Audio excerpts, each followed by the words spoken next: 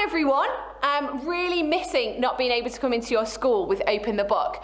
But we've done some videos for you, and so over the next few weeks we're going to be looking at different stories from the Bible, and those stories are my team's favourite stories. So you are going to get opportunity every week to meet the team, and so each week there's a different person from the team and they'll tell you a bit about themselves and they'll tell you what their favourite Bible story is, and then we're going to act out that story and then you'll see me at the end and we'll do a bit of a prayer like we would in assembly, and you can join in with the Amen. So hopefully it won't be long before I get to see you again in real life, but I hope you enjoy these assemblies and I'll see you soon. Bye. We've been doing these videos now for quite a while, so we thought for this term it might be nice for you to meet the team behind the videos. Each week we're going to meet a different team member, find out a bit about them and discover which is their favourite Bible story. Who will it be this week? Who are you? My name is Lucy. How long have you lived in Chester? I've lived in Chester my whole life, which is 26 years. What are your hobbies? My main hobby that I love to do is gaming. I particularly love Nintendo and all things Pokemon. I also really enjoy cooking, getting experimental with recipes. One of my favourite things to do is try something out new, but it doesn't always turn out how I expected it to, but it's usually pretty tasty, so that's good. And I also really enjoy singing, and I've been part of an online choir over the lockdown period, which has been a lot of fun. If you were a book, what type of book would you be?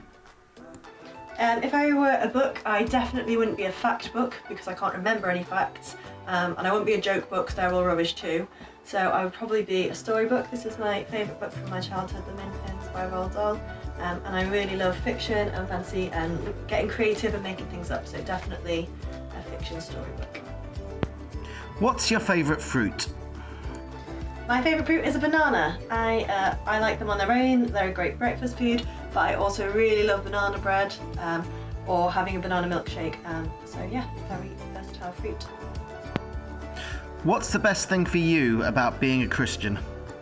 The best thing for me about being Christian is never having to face anything on my own. So even if there's something really scary or a bit unusual or I don't know what's happening, like with the pandemic, I knew that I didn't have to be alone. I always had God to turn to. But also when things are great, like when we got some new pets, I could celebrate with God and say thank you to him and enjoy that time with him. So yeah, I think the whole not having to face anything alone has got to be my favourite thing about being Christian.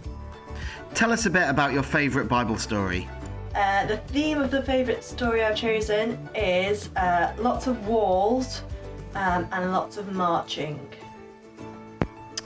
What is your favourite Bible story? So, if you managed to guess it, very well done to you. It is Joshua and the Walls of Jericho. Thanks, Lucy!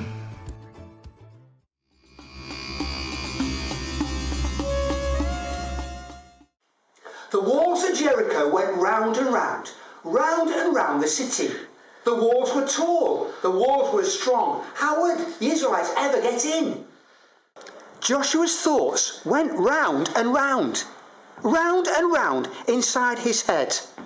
He was the leader of God's people now that Moses had died.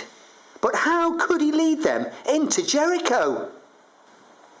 A shining sword swung round and round the angel's head. God will lead you into Jericho. He has a plan. All you need to do is trust him. The soldiers of Israel gathered round and round their leader, Joshua. He told them the angel's plan. He didn't leave out one bit. The soldiers were amazed. The next day, the people of Jericho were looking through the city walls. Hey, can you hear that? Marching! It's Joshua with his tribe of Israelites. They're marching around the city. Is it a parade? Or is it some kind of trick? Why are they marching round and round? Our walls are strong and we'll keep them out. The next day, the people looked through the city wall again. Hey look, it's them again.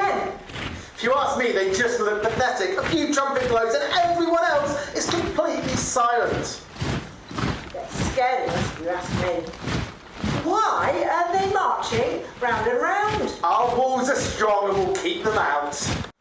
On the third day, they looked again. Would you believe it? They're back again. That Joshua! I don't care who he is, we don't want him or his silly God in here. Why are they marching round and round? Our walls are strong and we'll keep them out. And so it went on. Every day for 6 days, Joshua led the people once round the walls of Jericho. The priests played trumpets, but apart from that, the people were completely silent. And then the 7th day came. Didn't even bother watching if I were you. They're bound to go away again soon. Yeah, but they haven't. This is like third or fourth time they've been coming round. And again. I'm beginning to get a bit nervous. Why are they marching round and round? Our walls are strong and we'll keep them out. But when the army marched round and round on the 7th day, they marched round once. They marched round twice. They marched round Jericho 7 times. Then they raised their voices and blew their trumpets, and the walls came crashing down. What's happening? Ah! Run, everybody! The walls are coming down! The Israelites are getting in! The people of Israel danced round and round the walls of Jericho. Yes, God is our helper. He will never let us down.